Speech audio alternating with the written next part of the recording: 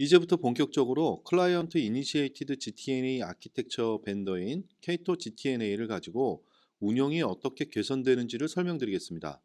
오늘은 케이토의 모든 기능을 설명드리는 것이 아니기 때문에 GTNA 정책 관리를 어떻게 손쉽게 하실 수 있는지를 중심으로 설명드리도록 하겠습니다.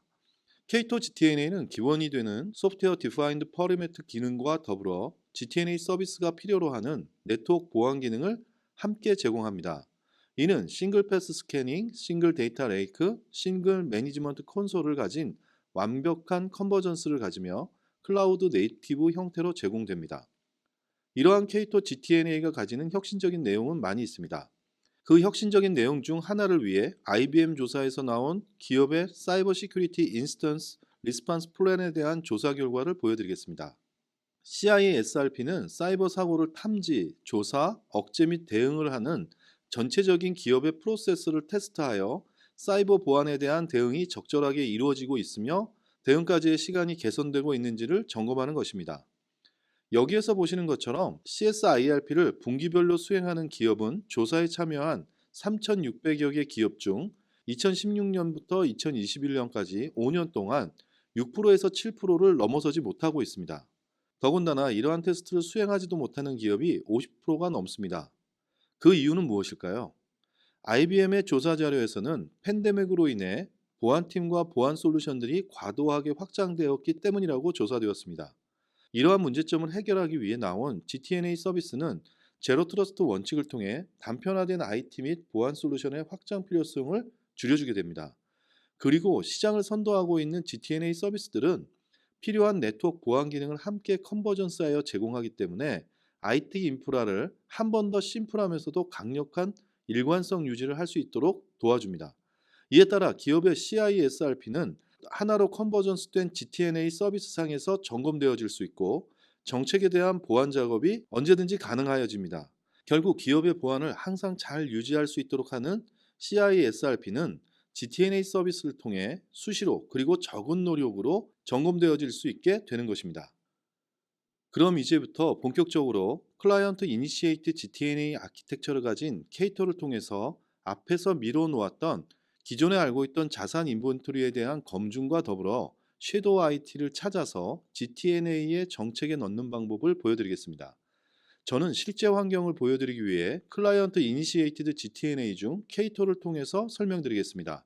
원격 사용자에 대한 파일럿 테스트를 시작하면 다음과 같은 연결 상황을 보실 수 있습니다. 현재 전 세계에 500여 명의 사용자가 K2에 접속하여 있는 것을 보실 수 있습니다. 여기서 앱 어널리스틱스로 가보겠습니다.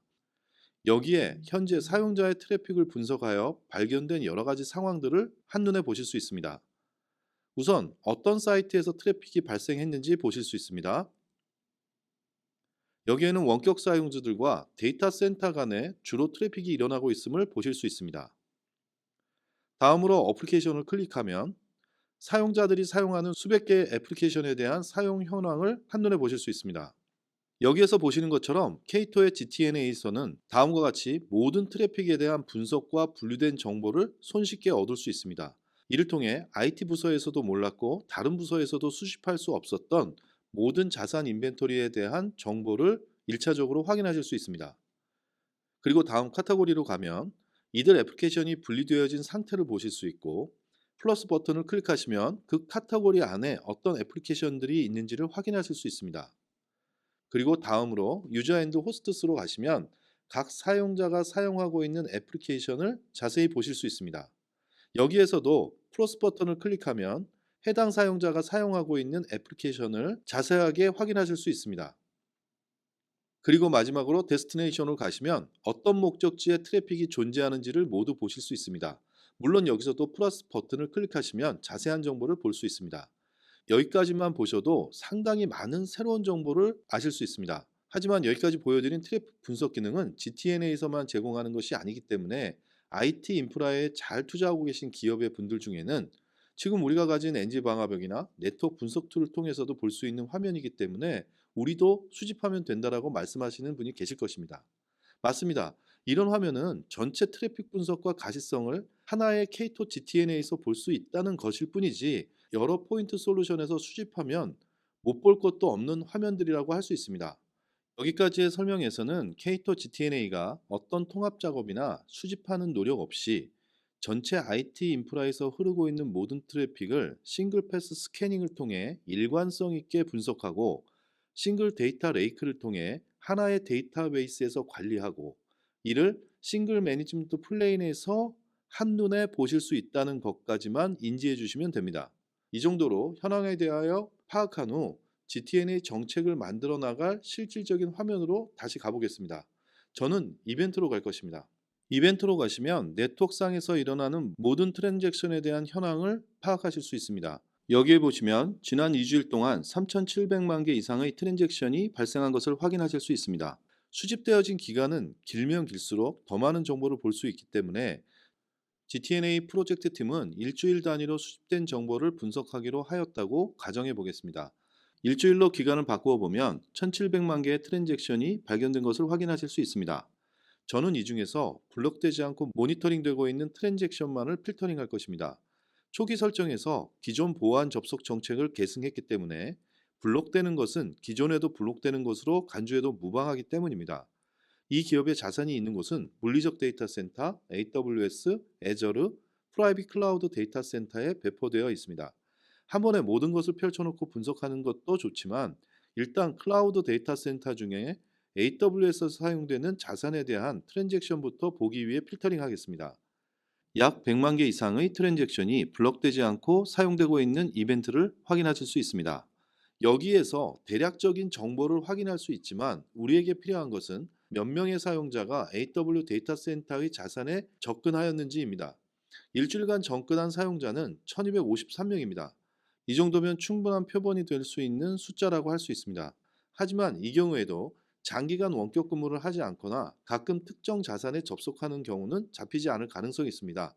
따라서 이 경우에도 GTNA는 손쉽게 상황을 파악하고 처리할 수 있는 기능을 제공하여야 하는데 뒤에 설명드리겠습니다.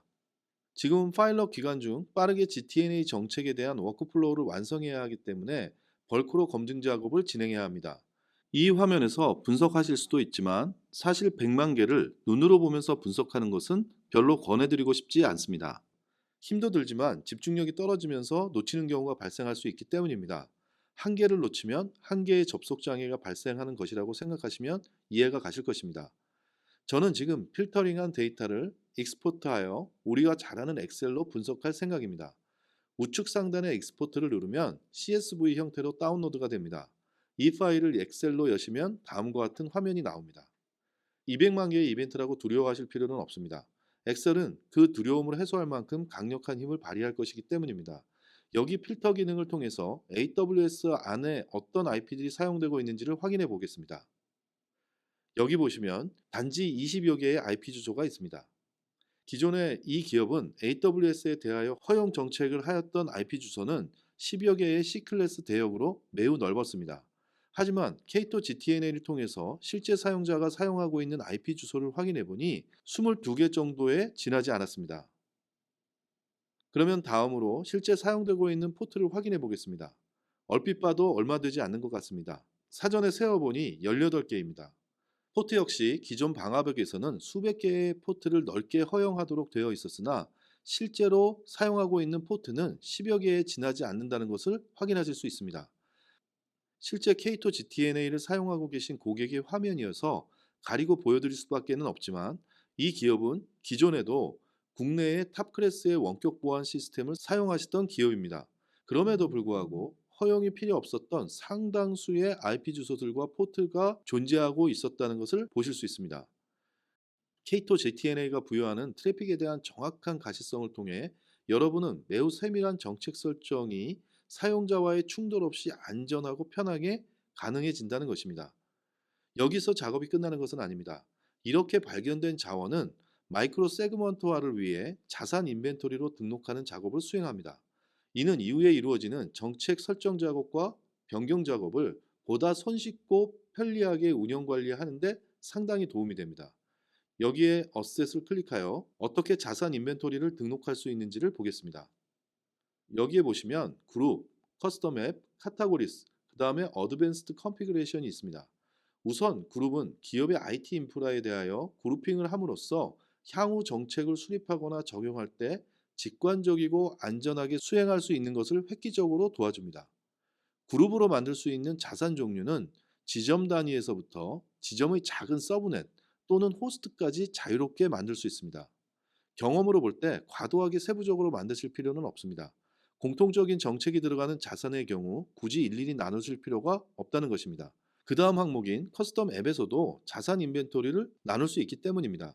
GTNA는 물리적 데이터 센터와 클라우드 데이터 센터, 내부 네트워크에 있는 자산과 외부에 있는 사스까지 모두 적용되어질 수 있어야 하기 때문에 내부에 있는 기업의 애플리케이션은 커스텀 앱으로 등록하셔야 합니다. 오피스 365, 세일즈포스 등 외부에 있는 클라우드 앱은 따로 등록하실 필요는 없습니다. 기본적으로 케이토 GTNA는 이러한 클라우드 앱은 대부분 사전에 등록되어 있기 때문입니다. 이렇게 세부적인 자산 인벤토리를 등록하신 후에는 반대로 카테고리를 묶으셔서 관리하실 수 있습니다. 예를 들어 내부에서 사용되는 기업의 포탈에 대한 접속은 대부분 80443 또는 8080 등의 포트만을 허용하여 대부분의 직원들이 접속할 수 있는 정책을 가지는 경우가 많기 때문에 특정 카테고리를 생성하여 합쳐 놓으시면 정책 관리가 편해지십니다. 또한 접속할 수 있는 사용자를 제한할 필요가 있는 경우에도 접속 허용 대상자 사용자 쪽을 바꾸시면 되기 때문입니다. 아시다시피 GTNA 정책은 사용자와 애플리케이션 간의 접속 허용에 대한 워크플로우로 구성되고 그 워크플로우에 없는 경우는 모두 차단되기 때문입니다. 자, 이렇게 모든 자산 인벤토리를 찾는 작업이 마무리되고 이에 대하여 그룹 등으로 분류 작업을 마치면 기본적인 GTNA 정책 설정의 준비가 완료됩니다. 그리고 그때부터는 이러한 보안 태세를 유지하기 위해 지속적인 GTNA 정책 관리의 튜닝이 시작됩니다. 예를 들어 어떤 개발부서 인력이 개발이 필요하여 클라우드에 있는 개발 서버에 있는 새로운 애플리케이션을 설치하고 해당 애플리케이션에 접속이 필요하다고 했을 때 해당 사용자에 대한 새로운 애플리케이션에 대한 접속 허용 정책이 필요합니다. 제 GTNA 운영 상황의 경험에서 보면 개발 부서가 새로운 어플리케이션 접속이 필요한 포트에 대하여 자료로만 확인하여 알려주기 때문에 요구하는 허용 범위는 필요한 것보다 넓은 경우가 있거나 부족한 경우가 발생하게 됩니다. 이렇게 될 경우에 여러 확인 작업이 추가적으로 번거롭게 일어날 수 있습니다. 따라서 개발 부서에서 요구하는 허용 범위를 GTNA 시스템에서 손쉽게 확인할 수 있는 것은 운영에서 굉장한 도움을 줍니다. 케이토 GTNA는 이런 상황에서 매우 손쉽고 편한 관리를 할 수 있는 조회 기능을 제공합니다. 블록된 이벤트로 필터링하고 사용자의 아이디로 한 번 더 필터링하면 이 사용자가 어떤 접속 지도를 했고 접속이 안 되어 허용 요청을 했는지가 자세히 나옵니다. 여기에 보시면 해당 사용자는 웬 구간으로 접속을 시도하였고 어떤 포트로 접근을 시도하였으며 어떤 지역에서 접속을 시도하였는지, 디바이스 포지션은 어떤 조건에 해당되는지, 어느 목적지로 URL로 접속 시도를 하고 있는지, IP 주소로 접속 시도를 하고 있는지 등 자세한 정보를 보실 수 있습니다. 이를 근거로 해당 사용자에게 확인을 요청하는 것만으로 정확한 상황을 파악할 수 있고 정확한 GTNA 정책 설정을 할 수 있게 됩니다. 한 가지 재미있는 것을 보여드리겠습니다. 오늘 하루 동안 인터넷이 아닌 웬 구간에서 접속 차단된 로그를 확인해 보겠습니다. 기간은 라스트 데이로 하고 필터링 조건으로 액션은 블록으로 하고 서브 타입은 웬 파이어로 하겠습니다. 여기서 보시면 오늘 접속 차단이 되어진 이벤트는 42만 건이 넘게 일어나고 있습니다. 중요한 것은 오늘 하루 접속에 문제가 있다고 연락 온 사용자는 한 명도 없었다는 것입니다. 이것은 여러분들이 흔히 보시던 인터넷 구간에서 일어나는 이벤트가 아니라 웬 구간에서 일어난 보안 이벤트라는 것을 중요하게 보셔야 합니다. 사실 인터넷상에서는 이 정도 이벤트는 흔히 일어납니다. 여러분은 여기서 GTNA 서비스의 네트워크 보안 기능이 왜 꼭 필요한지 정확히 아실 수 있습니다. 여러분의 내부 네트워크에서는 오늘도 꼭 필요한 접속이 아닌 수많은 불법적인 접근 시도가 일어나고 있다는 것입니다. 자신에게 허용되지 않은 다른 부서의 자산에 호기심으로 접속하는 사용자가 있을 수도 있고, 악의적인 내부자에 의해 여러 자산에 대한 기웃거림이 있을 수 있습니다. 사용자의 단말에서 자신도 모르는 랜섬웨어 같은 악성 코드가 전파되고 있는 것일 수도 있습니다. 여러분 중에는 이처럼 웬 구간에서 이러한 엄청난 수의 불법적인 접속이 일어나고 있음을 알고 계신 분들도 있으실 것이고, 이를 보완하기에 엄청난 투자와 노력을 통해 모니터링하고 계신 분도 있으실 것입니다. 더군다나 추가적인 네트워크 보안 기능이 있을 때는 그 효과는 극대화됩니다. 기존의 보안 정책에서 제로 트러스트 원칙에 입각한 정책이 수립되었을 때의 IT 인프라에 부여되는 가장 큰 혜택 중의 하나라고 할 수 있습니다. 여러분은 지금까지의 설명으로도 HTTP 커넥터를 사용하는 서비스 이니시에이티드 GTNA와의 차별성을 아실 수 있을 것입니다. 설명은 간단히 드렸지만 K2 GTNA처럼 완벽한 가시성을 확보한 상태에서도 GTNA 정책은 얼마나 누적된 정보를 수집하고 분석 작업을 꼼꼼히 할 것인가에 상당한 시간이 소요되어집니다. 하물며 이러한 정보를 제공하지도 못하고 단순히 HTTP 커넥터에서 스캔 정보만을 제공할 수 있다면 GTNA 정책은 오히려 더욱 막막해질 수 있습니다. GTNA 프로젝트를 성공하시려면 사용하지 않는 불필요한 것까지 최대한 많은 정보를 여러분에게 보여주는 GTNA 서비스가 아니라 실제로 사용되고 있는 자산이 어떤 것인가 정확히 파악하여 줄 수 있는 기능이 제공되는 GTNA 벤더를 잘 선택하셔야 한다는 것을 아실 수 있습니다. 이제 길게 설명드린 내용을 간단히 요약해 보겠습니다. GTNA가 필수적으로 가져야 할 4가지 핵심 능력을 정립하실 수 있습니다. 설명드릴 4가지 핵심 능력은 매우 흔하게 들어보신 용어이기도 하고 대부분의 밴드에서 자주 말하는 것이지만 차별점이 분명히 존재합니다. 첫 번째, 식별 능력입니다. 그 식별 능력은 사용자가 접속하는 모든 시스템, 애플리케이션 및 자원으로 확장될 수 있는 전방위적인 식별 능력을 말하는 것입니다. 물리적인 데이터 센터, 클라우드 데이터 센터, 인터넷에 있는 모든 자산을 식별할 수 있는 네트워크 측면의 완벽한 통제력을 기반으로 한다고 할 수 있습니다. 두 번째는 수행 능력입니다.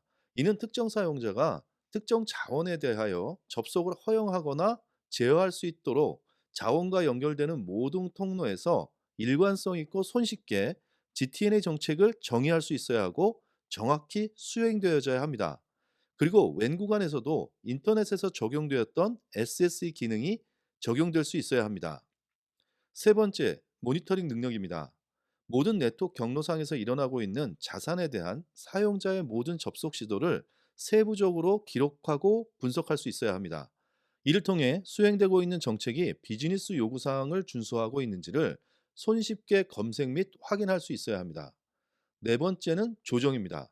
GTNA는 강력한 보안을 유지하기 위해 지속적으로 정책이 맞는지 확인하는 작업이 필요합니다.